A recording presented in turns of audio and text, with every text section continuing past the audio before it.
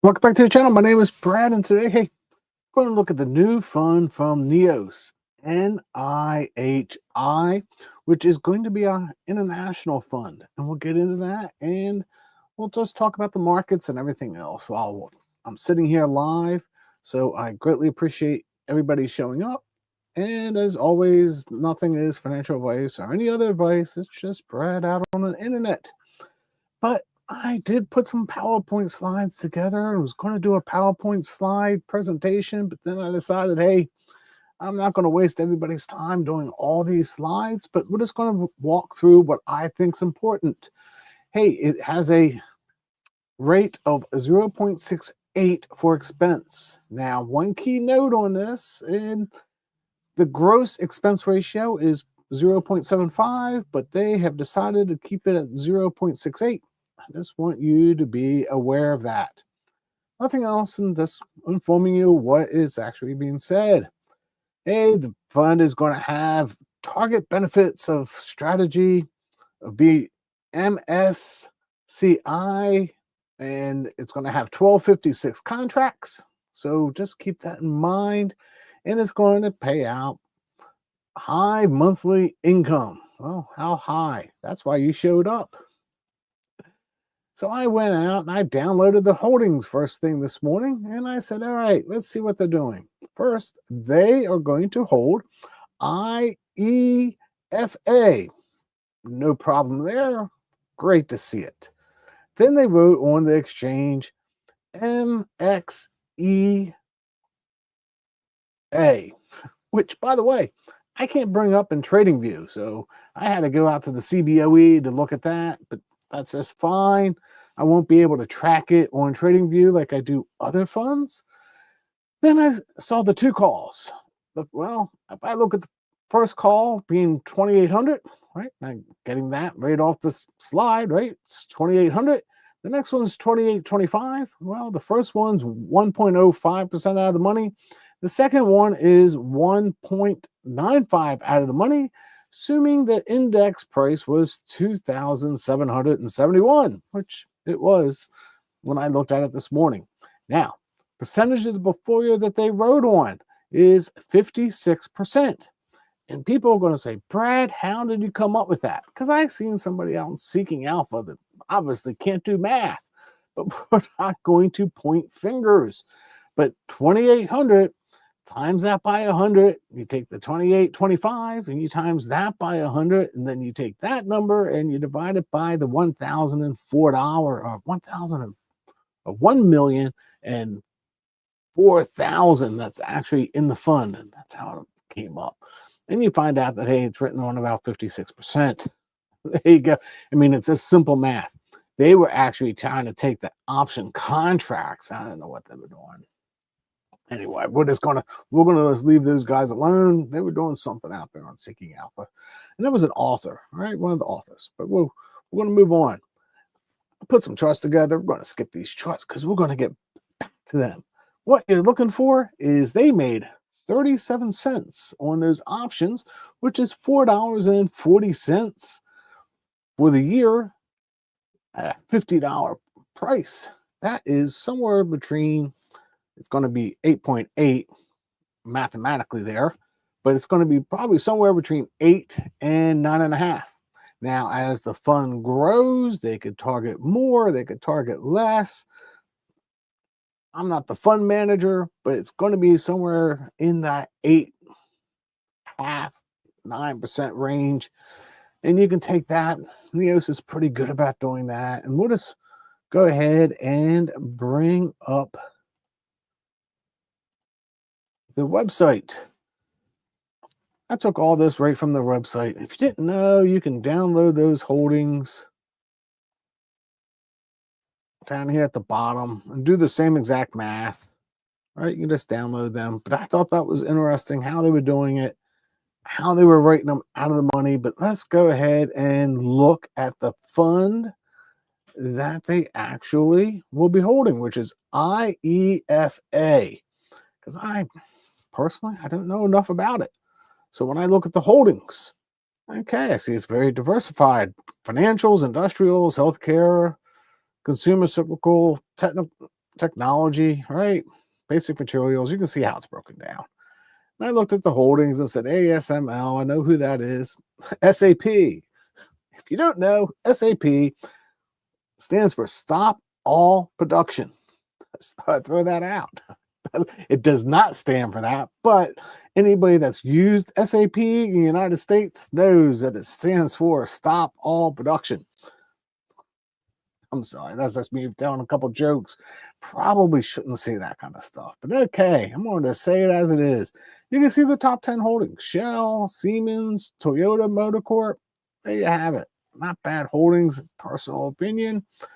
But then I go back, look at the summary, and I can go to the advanced chart. I don't know if everybody's used the advanced chart. I have mine set up with the 200-day simple moving average, the 50-day simple moving average, and the 20 days simple moving average. And you can look at the price of that fund over time. And you can just go just like that and see that it's doing well. It's currently over the 20-day, which is above the 50, which is above the 200-day simple moving average. Didn't know if you knew that you could do that in Seeking Alpha. But if I go to Seeking Alpha, and I'm going to go to the charts, and I go price return, select matrix, and I want to look at total returns. You can see that, hey, it's doing just a little bit better than the S&P 500. Then you look at the 3-year and say, hey, it's pretty much matching the S&P 500. You can go to the 5-year and see, hey, similar drawdowns that we did back in 2022. And you can see how the fund is actually doing. But if I go out to the max, I want to go 10-year chart, you can see that IEFA has lagged behind the S&P 500. So there you have it. It really goes on what your goals are. If you're trying to live in retirement and look for distributions, hey, this is going to give you that 8-9%.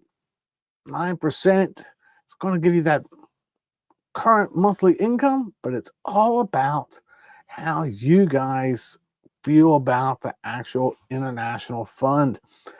Now, there are total portfolios out there that say, hey, you should have X amount in international and you should have X amount in this. That's up to you. Make your pick. Maybe you want some international. I don't know. I personally will probably, if it's anything, it's going to be a small percentage. That's just me personally. I don't really see a need for an 8 to a 9.5% payer on international when I can hold Bitcoin. If you did not see that coming, you were not watching the channel long enough. But let's look at them where they are right now for the other calls. All right, if I look, this is going to be SPY, and you can see exactly where those calls are. They're past the first, below the second. We're going sideways. Hey, what does PAL say today? I don't know.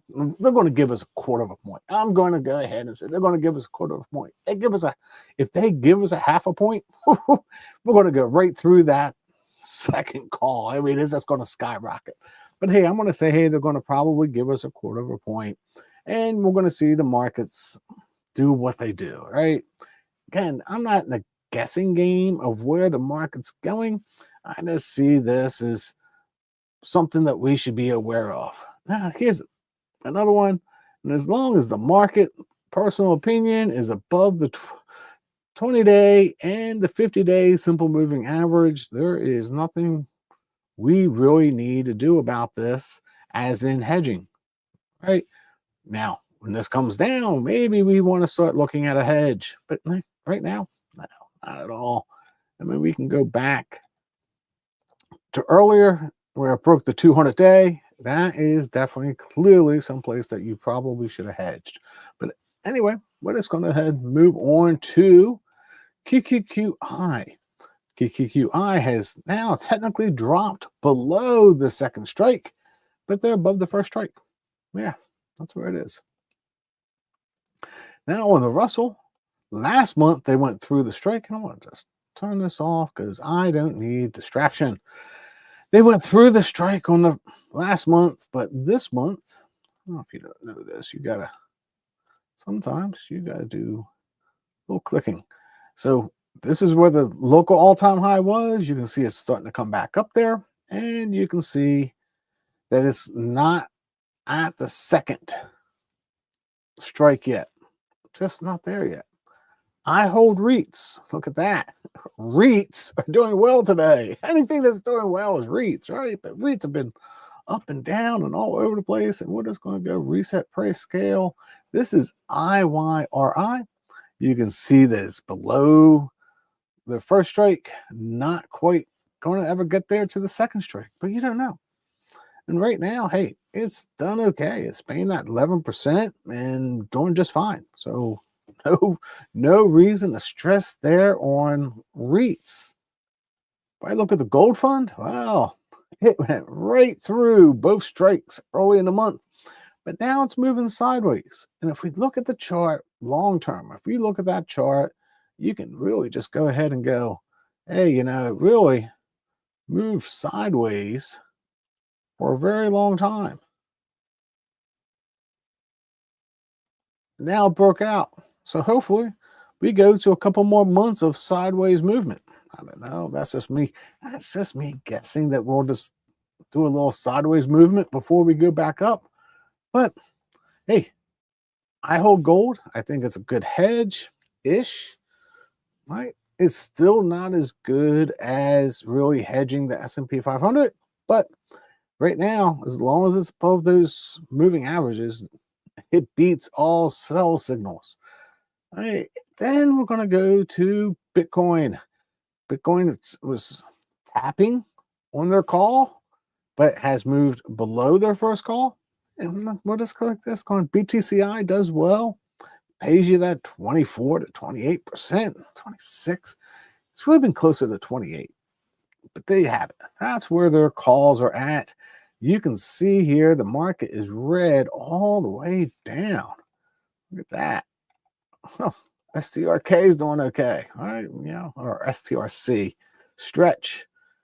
And of course, are you shorting the market? Just throw it out. You're looking at Brad's chart going, how come he has SH? And that's short the market. And I just look at this going, when do we really need to be shorting the market? I just don't see that quite anytime useful as of now. That is what Brad has to share. But Brad is going to stick around and talk to everybody. I'm going to just look at the comments, see what's out there, and say hello. All right, we're just going to go right down these. I'm going to bring them up in order. Brad says, "What's up? Not much. Waiting for the Fed to make their whole speech today." All right, what's Brian saying? Love the analytics, Brian. Thank you for making them. I enjoy doing it. I mean, I literally sit here and look at my screen 2 or 3 hours a day, and I'm thinking about writing some articles. I also run the community. All right, so I run that community on Circle, and I post something there probably 2 or 3 times a day. I mean, I'm in there. They already knew before really market open what this international fund approximate range was going to be, because I told them first thing this morning when I did the math. Good morning, Steve. All right, greeting from Georgia. I like Georgia. A little hot in the summertime, but the rest of the time, spring, fall, winter, Georgia's a good place to hang out. So many gems will use that on Seeking Alpha. Yes. I mean, and you can set it up to be permanent. So every time you open up a chart, you can put the 20, 50, 200 right on there. I mean, that's just something that will come up every single time. And they have other indicators that you can just make standard, and it comes up all the time. So it's just something that's out there that's free. If you're a Seeking Alpha member already, might as well use it if you're doing it. Now, I personally waiting to start doing some of the drawings on Seeking Alpha, just because I find their drawing tool not quite there yet, but they keep on making improvements, and I'll let you know when I can start drawing on it instead of using TradingView, because why have to do it, but I like TradingView also, just because I can quickly scan down. Love the channel. Well, we love the viewers. We'll just say that. Well, we love most of the viewers. Already have a little over 12% of my portfolio. I'm hoping not to regret it. Well, I don't know. It's so if you look at the Europeans are in front of us. So they've been coming out of their market downturn. We're seeing a contraction still. They're actually starting to see an expansion. So it might be a good play on international. I'm not guessing if it's going to go up or down, but it's moved up nicely so far this year. So people are looking at that going, hey, we can buy an international fund that gives us our income that we're looking for, in retirement or whatever you're using that income for. The new NIHI is nice, but I'm more interested in the new leverage funds coming out from the US. Well, I think the leverage funds are going to be interesting. I'm going to say, like anything else, when you're using a leverage fund, it's directional. You have to realize it's directional. You don't want to be holding a leverage fund when the market is moving down negatively. And you can use the 200-day or any other indicator to say, hey, it's moving downwards. There's even websites that actually will tell you to market direction if you want to pay for it. Or you can join my circle community because I am actually going to make a tab and literally post up so people can literally see where the market's moving. And I'm just going to use very simple indicators to say, hey, as long as it's above this, we're good to go. If it's below that, you might want to buy a put. And if you don't want to buy a put, you can actually rotate into other funds that are inverse, right? That fund SH is an inverse fund on the S&P 500. All up to you and what your comfort level is, right? There's other funds out there that you can use on the Qs and what have you. So just thought I'd throw that out. Just don't buy and hold and ride it all the way down. Now, personally, I'll probably hold a portion of it, but I might rotate into something else or buy a put. I just don't know. I'm waiting for that time for me to make a decision on what I'm going to have to do. No reason to force myself there today. Maybe, maybe not. I just know that when the market went below the 200-day last time, I should have bought a put or done something with it and wrote it out, and it would have made my whole entire ride a lot easier. On my growth side, everybody, if you've been following me, I did sell. I sold it and sat in cash. Well, I probably, I used that strategy that I've learned from previous, but I probably should have bought a put just to protect the downside and make a little money, but that's okay. Good call on Biz D. Well, Clinton knows that he's in my circle group. He knows already that I sold Biz D, right? I saw Biz D going, I still believe in business development companies. I took a little money off the table and I'm waiting for a drawback on business development companies. And then I'm going to buy back in. I mean, I think you should hold business development companies. I just don't think that you should have to ride them all the way down. Just thought I'd throw that out. I'm guessing BTCI is going to pay $1.40. Now, I love that. So he puts the dollar sign at the end, which probably means he's European or someplace like that. By the way, my wife's European, so no offense. So she does the same thing. That's how I recognize it. Right? And greetings from the Netherlands. Yes, greetings from the Netherlands. Couldn't Tag in German, but I don't know. My wife knows, right? She's from Belgium, right? So she speaks Dutch.